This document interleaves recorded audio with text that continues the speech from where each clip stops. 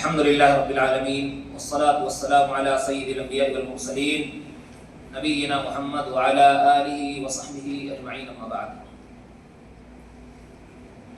تمام قسم کی حمد و ثنا اللہ رب العالمین ہی کے لیے لائق اور زیبا اور سزاوار ہے،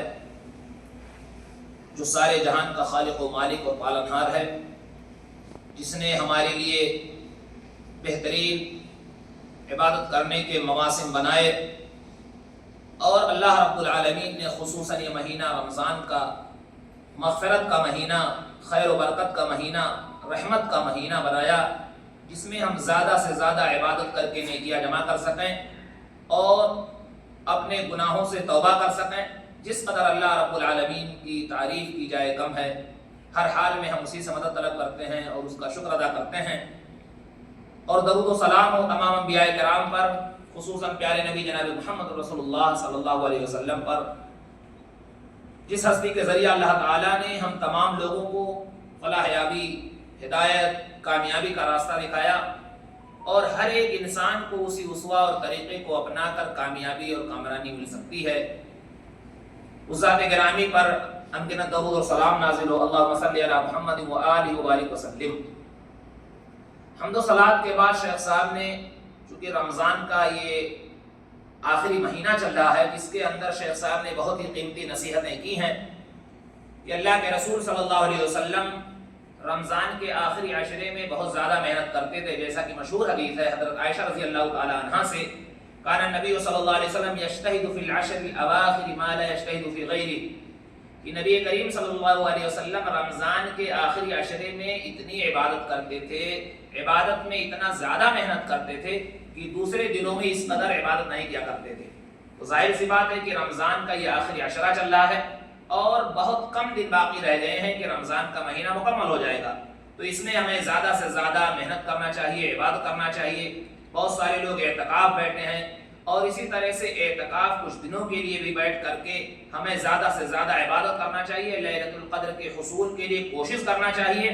اس لیے کہ جو لیلۃ القدر کو پا گیا وہ 1000 مہینے کی راتوں کی عبادت سے بہتر ہے۔ تو ظاہر سی بات ہے یہ بہت کم وقت بچے ہیں، اور شیخ صاحب نے ذکر کیا کہ ہمیں اس میں بھی اگر ہم نے غلطیاں گزشتہ ایام میں کی ہیں، اور اگر اللہ تعالیٰ نے ہمیں ہدایت دے دی اور ہم ان چند دنوں کے اندر عبادت کریں، اللہ تعالیٰ سے توبہ کیے، تو انشاءاللہ یہ بھی ہمارے لیے خیر و بہتر ہوگا۔ اللہ تعالیٰ فرماتا ہے فاتقوا اللہ تعالی واطیعوہ، کہ اللہ رب العالمین ہی سے ڈرو اور اسی کی اطاعت کرو، فرما برداری کرو۔ لہٰذا ہمیں ہر حال میں اللہ سے ڈرنا اور ساتھ ہی ساتھ اسی کی اطاعت اور فرما برداری کرتے رہنا چاہیے۔ شیخ صاحب نے یہاں یہ بات بھی بتائی کہ ہمیں اللہ رب العالمین سے طلب کرتے رہنا چاہیے، مانگنا چاہیے، اسی سے ہر وقت لو لگانا چاہیے، اور اپنے اوقات کو مسجدوں میں اسی طرح سے عبادت میں لگائیں، خاص طور پر رات کے تہائی حصے کے اندر۔ اس میں اللہ رب العالمین خود نزول فرماتا ہے اور کہتا ہے کوئی میرا بندہ جو مجھ سے مانگے میں اسے دوں، اور اسی طرح سے اللہ رب العالمین اس بندے سے اعلان کرتا ہے کہ کون ہے جو اللہ تعالیٰ سے مغفرت طلب کرے اور اللہ تعالیٰ اس کی مغفرت کر دے۔ تو اللہ تعالیٰ سے مانگنا چاہیے، خاص طور پر ان راتوں کے اندر عبادت میں، قیام میں، اور اسی طرح سے تلاوت میں، ذکر اذکار میں، اور خصوصی طور پر وہ دعا جو حضرت عائشہ رضی اللہ تعالی عنہا کو نبی کریم صلی اللہ علیہ وسلم نے سکھایا تھا، کہ جب انہوں نے پوچھا کہ اللہ کے رسول میں اگر لیلۃ القدر کو پا جاؤں تو کیا پڑھوں، تو نبی صلی اللہ علیہ وسلم نے فرمایا تم پڑھو اللہم انک عفو تحب العفو فاعف عنی، کہ اللہ تو معاف کرنے والا ہے، تو معافی کو پسند کرتا ہے، لہذا تو مجھے معاف کر دے۔ تو بہت بڑی کامیابی ہے اگر اللہ تعالیٰ ہمارے تمام خطاؤں کو معاف کر دے، تو پھر بندے کے لیے خیرات کے، بھلائی کے، ہر طرح کے دروازے عافیت کے کھل جائیں گے، تو اس لیے بہت ہی قیمتی دعا ہے۔ اسی طرح سے شیخ صاحب نے ہمیں بہت ساری نصیحتیں کی ہیں کہ ان مبارک راتوں کے اندر جو ہم عبادت کرتے ہیں، اگر دیکھا جائے تو یہ امید کی رات ہے، اس لیے کہ ان راتوں کے اندر ہم اللہ سے امید لگاتے ہیں کہ لیلۃ القدر مل جائے، اللہ تعالیٰ ہمارے خطاؤں کو معاف فرما دے، اللہ تعالیٰ ہماری تمناؤں کو جو جائز تمنائیں ہیں اسے پورا کر دے۔ اور کیوں نہ ہو، اس لیے کہ لیلۃ القدر کے اندر ہی رمضان میں قرآن کریم کا نزول ہوا، تو ظاہر سی بات ہے اس کی بہت ہی زیادہ برکت ہے، اور اللہ رب العالمین نے اس کا مقام مرتبہ بہت ہی زیادہ کیا ہے۔ تو میرے بھائیوں، شیخ صاحب نے جہاں بہت ساری نصیحتیں کی وہاں یہ بھی کہ رمضان کے تعلق سے اللہ کے رسول صلی اللہ علیہ وسلم نے فرمایا ہے کہ من صام رمضان ایمانا و احتسابا غفر له ما تقدم من ذنبه، اور آگے حدیث میں یہ بھی فرمایا گیا ومن قام رمضان ایمانا و احتسابا غفر له ما تقدم من ذنبه، اور دوسری ایک اور روایت میں اس طرح کا بھی اضافہ ہے ومن قام لیلۃ القدر ایمانا و احتسابا غفر له ما تقدم من ذنبه، یعنی ان احادیث کے تعلق سے اگر ہم جانیں تو اس کا مطلب یہ ہے کہ جو رمضان میں اچھے طریقے سے ایمان کی حالت میں روزہ رکھتا ہے اور اللہ سے امید کرتے ہوئے تو اللہ اس کے سارے گناہوں کو بخش دے گا. اسی طرح سے اگر وہ قیام کرتا ہے ایمان کی حالت میں اور اللہ تعالیٰ سے امید کرتے ہوئے تو اللہ اس کے سارے گناہ کو بخش دیتا ہے. اور ساتھ ہی ساتھ ایک روایت میں اس کا اضافہ ہے کہ اگر لیلۃ القدر میں ایمان کی حالت میں قیام کرتا ہے اور اللہ سے امید اجر و ثواب کا تو اللہ اس کے سارے گناہ کو معاف فرما دیتا ہے. تو شیخ صاحب نے کہا اس سے ہمارے لیے بہت ہی بڑی کامیابی ہے اور ہمیں چاہیے کہ ہم اللہ رب العالمین سے مانگیں، دعا کریں، اللہ ہماری دعاؤں کو قبول کرے گا. تو اس طرح سے اگر ہم اللہ سے مانگتے ہیں، دعا کرتے ہیں، تمنا کرتے ہیں، ذکر و اذکار کرتے ہیں، نیکیاں کرتے ہیں تو ہمارے لیے بہت بڑی کامیابی ہے، کیونکہ یہ بار بار یہ برکت والے مہینے نہیں آتے. تو اس لیے ہمیں چاہیے کہ اگر جو ہمیں معمولی دن اس میں بچے ہیں اس کی اہمیت کو سمجھیں. حدیث میں آتا ہے کہ عبادہ ابن الصامت رضی اللہ تعالیٰ عنہ کی روایت ہے کہ نبی کریم صلی اللہ علیہ وسلم نے ارادہ فرمایا کہ ہم لوگوں کو بتا دیں کہ لیلۃ القدر کس کا رات کو ہے، لیکن دو صحابہ آپس میں کسی بات پر کچھ جھگڑا ہو گیا تو نبی صلی اللہ علیہ وسلم نے ان کی صلح کرائی. اسی درمیان وہ رات بالضبط جو تھی کہ فلاں رات میں ہے یہ بھلا دی گئی اور نبی صلی اللہ علیہ وسلم نے فرمایا کہ یہ تمہارے لیے بہتر ہے، لہٰذا تم طاق راتوں میں ڈھونڈو رمضان کے آخری عشرے میں. بعض روایتوں میں خاص ہے کہ 29ویں میں، بعض میں 27ویں میں، بعض میں 25ویں میں، اور زیادہ تر روایتوں میں یہ ہے کہ رمضان کے آخری عشرے میں، جیسے کہ حدیث میں تحروا لیلۃ القدر فی وتر من العشر الاواخر من رمضان، رمضان کے آخری عشرے کی طاق راتوں میں ڈھونڈو. اسی لیے نبی صلی اللہ علیہ وسلم رمضان کے آخری عشرے میں مکمل عبادت کرتے تھے، زیادہ سے زیادہ عبادت کرتے تھے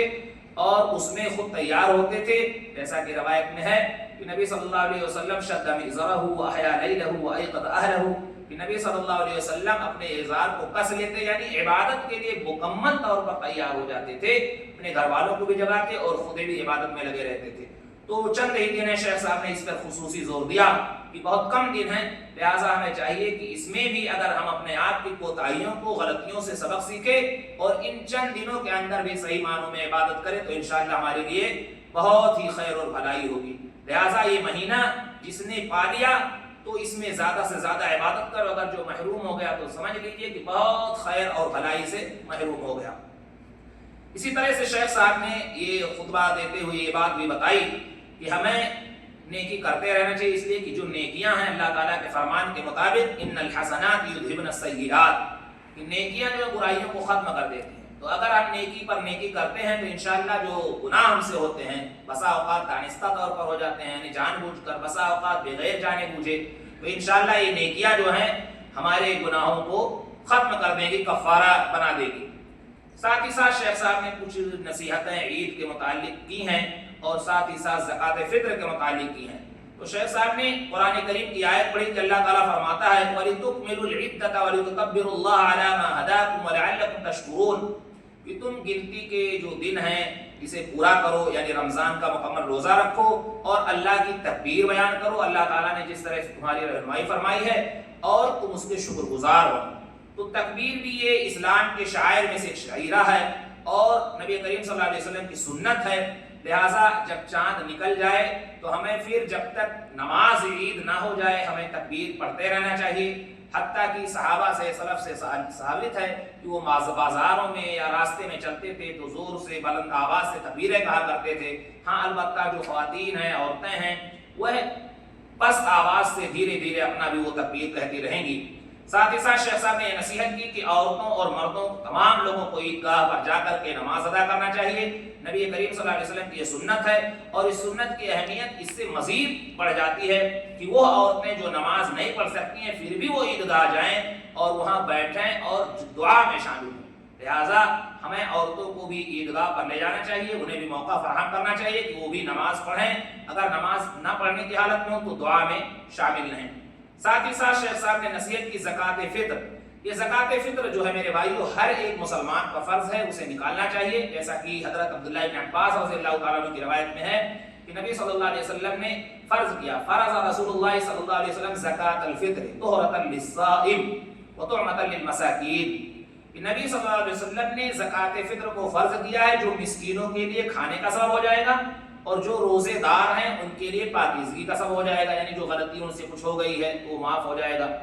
اور پھر نبی صلی اللہ علیہ وسلم نے آگے فرمایا فمن اداها قبل صلاة العید فهي زکاۃ مقبولہ ومن اداها بعد صلاة العید فهي صدقۃ من الصدقات، یعنی جو عید کی نماز سے پہلے اگر وہ تقسیم کر دیتا ہے تو وہ مقبول ہے صدقہ فطر، اور جو بعد میں تو یہ ایک عام صدقہ ہوگا، یعنی نماز عید کے بعد اگر کوئی بانٹتا ہے تو وہ عام صدقہ ہوگا۔ اس لیے ہمیں چاہیے کہ ہم عید کی نماز سے پہلے وہ نکالتے ہیں۔ صحابہ کرام کا طریقہ تھا کہ 2 دن یا 3 دن پہلے جو ہے زکوٰۃ فطر کو نکال دیا کرتے تھے، جیسا کہ عبداللہ ابن عمر رضی اللہ عنہ کی روایت میں ہے۔ اور یہ بات بھی واضح ہے کہ 1 سا نکالا جائے، 1 سا کوئی بھی غلہ ہو جو تقریباً 3 کلو کے برابر ہوتا ہے۔ گرچہ بعض لوگوں نے نقدی بھی کہا، لیکن صحیح بات سنت کا طریقہ یہی ہے کہ نبی صلی اللہ علیہ وسلم نے غلہ یا کھانے پینے کی چیزوں ہی کو نکالنے کا حکم دیا، 1 سا، چاہے کھجور ہو، چاہے کشمش ہو، چاہے گیہوں ہو، چاہے جو ہو، یا اسی طرح سے جو کوئی بھی کھانے کی چیز ہو، چاول وغیرہ، یہ تقریباً 3 کلو ہوتے ہیں، اسے نکالنا چاہیے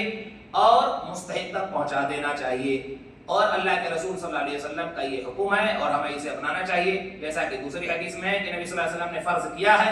ہر چھوٹے پر، ہر بڑے پر، ہر امیر پر، ہر مالدار پر، ہر مرد پر، ہر عورت پر، یعنی تمام لوگوں پر یہ فرض کیا ہے۔ لہٰذا ہمیں چاہیے کہ اس میں بھی ہم کوتاہی نہ کریں اور نماز عید کے جانے سے پہلے ہی یہ مسکین تک پہنچ جائے تاکہ ان کے لیے بھی خوشی کا سبب بنے اور کھانے پینے کا بھی سبب بنے۔ تو شیخ صاحب نے یہ قیمتی نصیحتیں کی ہیں اور دعا کی ہے کہ الہ العالمین ہمیں یہ مبارک مہینے بار بار عنایت فرماتا رہے اور اللہ تعالیٰ ہمارے گناہوں کو معاف فرما دے، ہمارے اندر قرآن و سنت کی اتباع کی توفیق عطا فرمائے، جب تک زندہ رکھے حالت اسلام پر زندہ رکھے، ہمارا خاتمہ ہو تو حالت اسلام پر ہو، آمین رب العالمین۔ وآخر دعوانا ان الحمد للہ رب العالمین۔